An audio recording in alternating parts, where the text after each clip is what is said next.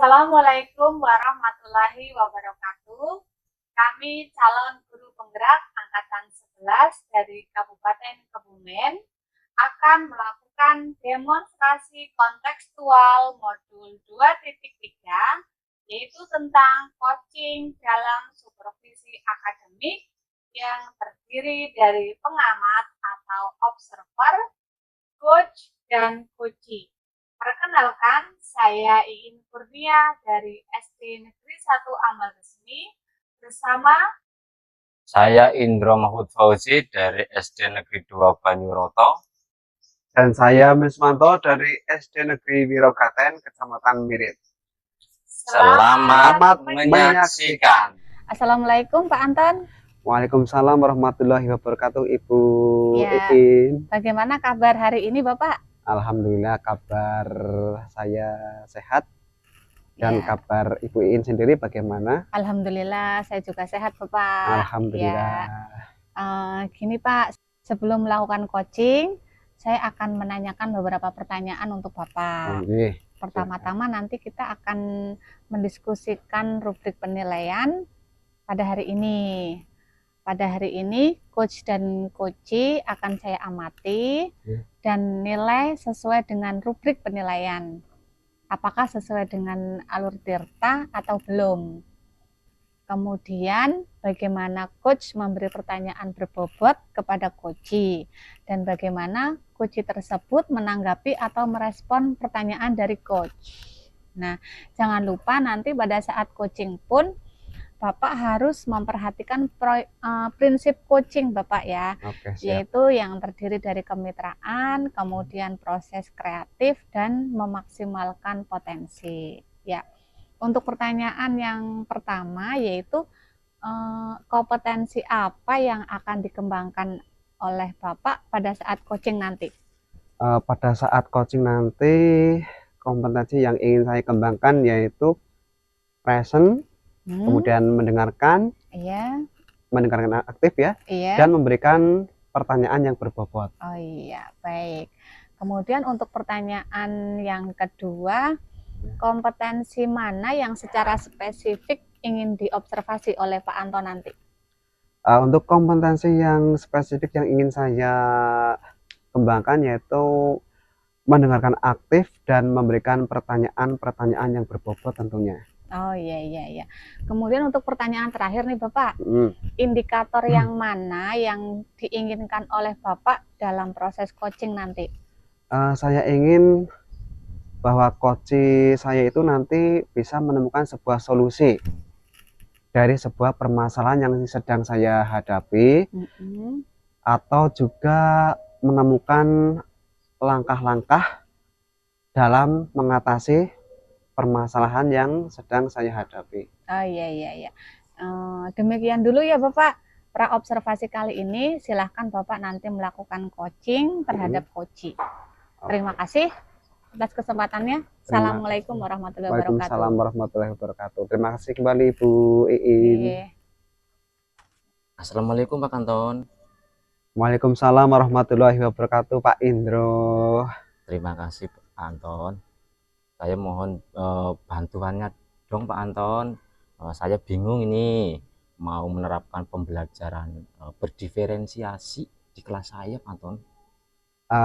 Baik Pak Indro, apa yang membuat Pak Indro bingung untuk menerapkan pembelajaran berdiferensiasi di kelas? Kalau boleh tahu silakan ceritakan. Nah seperti ini Pak Anton. Nah, kebetulan murid saya itu di kelas kan 19. 19. Terus dominan muridnya itu perempuan. Jumlah murid laki-lakinya hanya sedikit, hanya 4. Ya.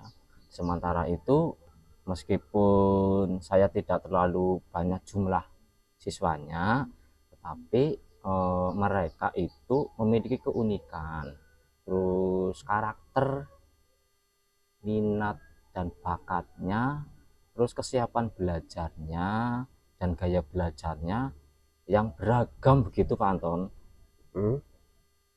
Saya sedikit pusing bagaimana mau menghafal karakter murid saya supaya bisa menyusun pembelajaran yang berdiferensiasi, yang baik dan tepat, Pak Anton. Memang kalau kelas kita itu muridnya banyak ya, tentu karakternya banyak. Misalkan dari segi tingkah laku, kemudian watak. Nah, dari banyaknya karakter tersebut, perasaan apa lagi yang Pak Indro rasakan selama ini? Saya merasa kewalahan, Pak Anton. Terkadang saya merasa sedih ya, karena tidak bisa memenuhi kebutuhan belajar murid-murid saya, Pak Anton. Baik Pak Indro, dari percakapan kita kali ini, nantinya apa sih yang sebetulnya Pak Indro harapkan? Tentu saya berharap mendapatkan solusi atas permasalahan yang saya hadapi dalam menerapkan pembelajaran berdiferensiasi di kelas saya, Pak Anton. Oh begitu. Oke Pak Indro,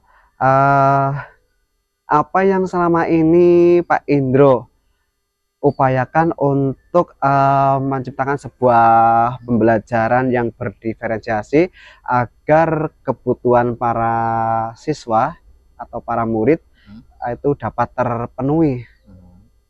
Karena saya tidak hafal dengan keunikan masing-masing siswa saya, jadi saya ya paling hanya diferensiasi produk saja, Pak. Oh, baru diferensiasi produk ya. Iya. Baik Pak Indro, coba Pak Indro sekarang menggunakan skala 1 sampai dengan 10, ada di angka berapa kira-kira posisi dari Pak Indro sekarang?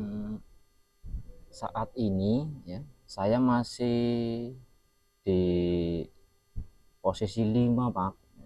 Saya baru menerapkan diferensiasi produk di kelas saya.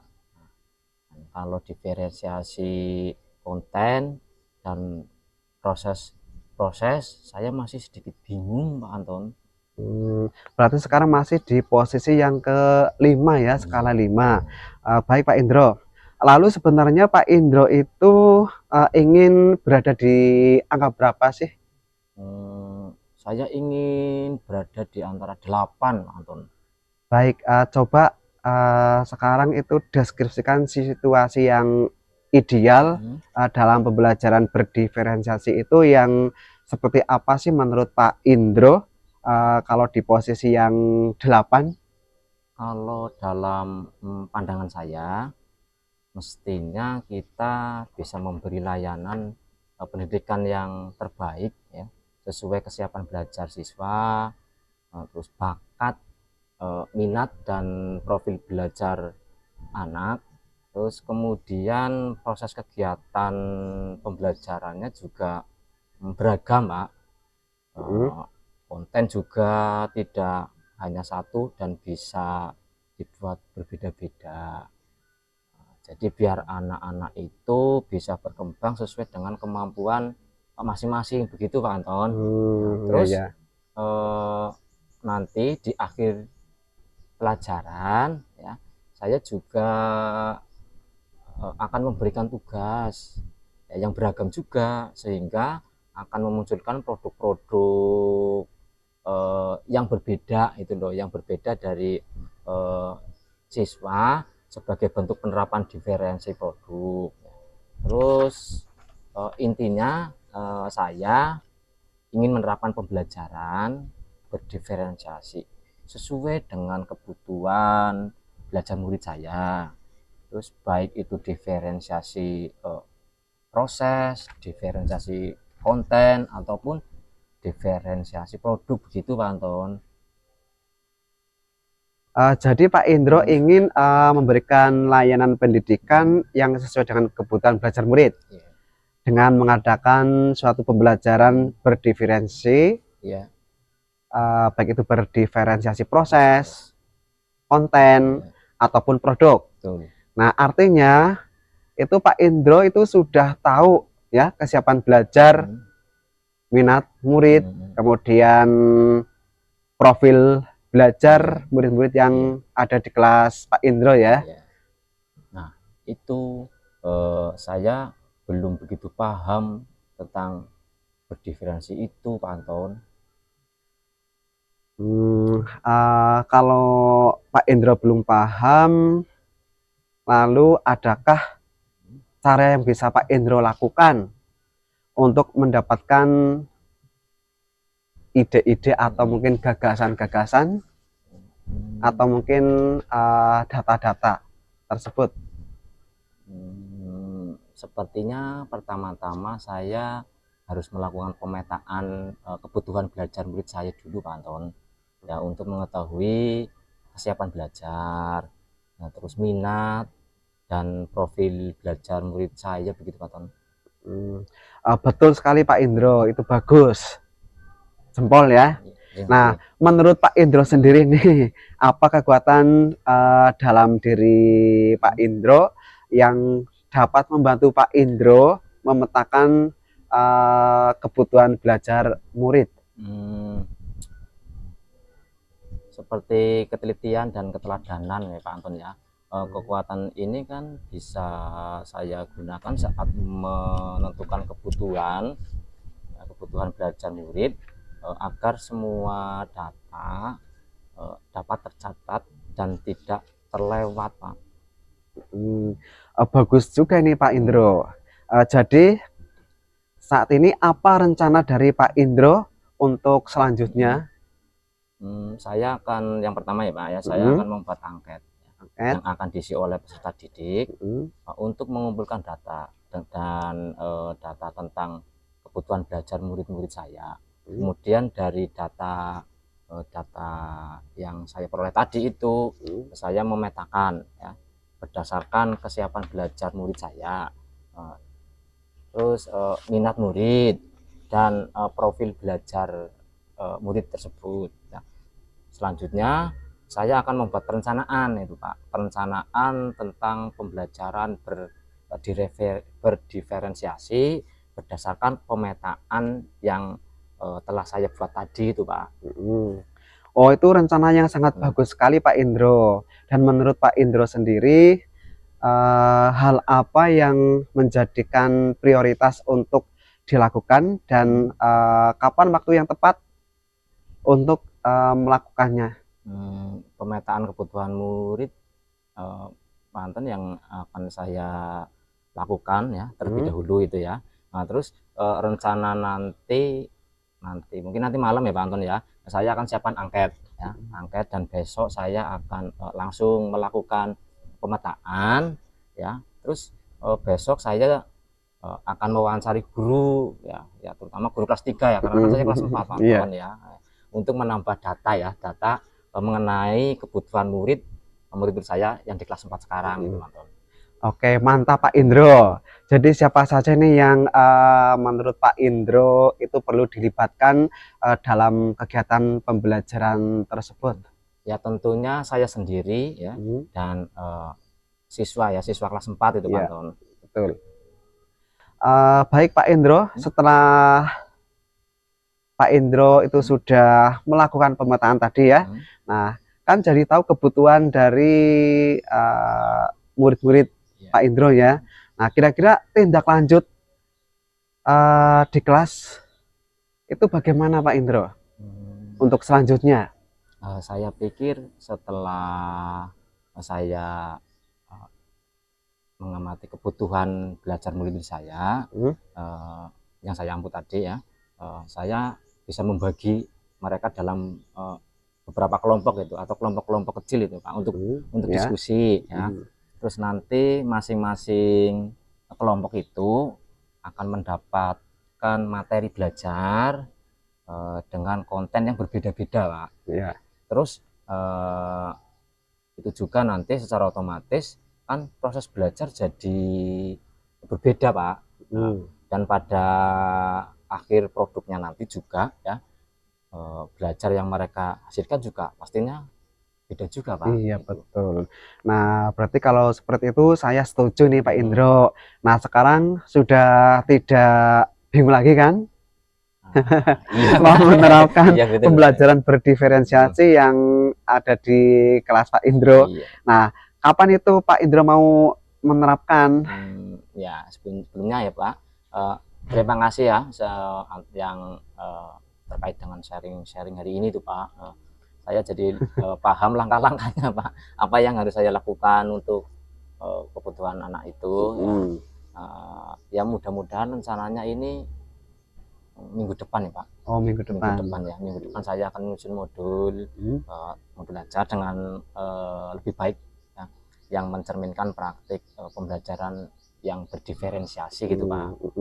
Oke, bagus. Nah, sama-sama nih Pak Indro nggih, kira-kira yang dapat Pak Indro dapat nih dari kegiatan sharing kita hari ini.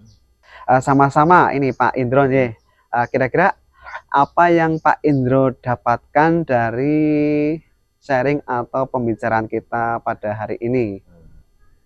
Saya jadi punya gambaran yang lebih Pak, lebih baik lagi ya, bagaimana akan menerapkan tentang pembelajaran yang berdiferensiasi itu di kelas saya tentunya Pak. Oke, sukses Pak Indro. Untuk kegiatan pembelajaran di kelasnya, saya doakan semoga sukses, berjalan lancar, dan sesuai dengan harapan. Nah, mungkin sampai di sini dulu ya, kita sharing, kita ngobrol. Nah, semoga lancar rencana penerapan pembelajaran berdiferensiasi yang akan Pak Indro susun. Semangat Pak Indro. Ya, saya tunggu kabar baiknya.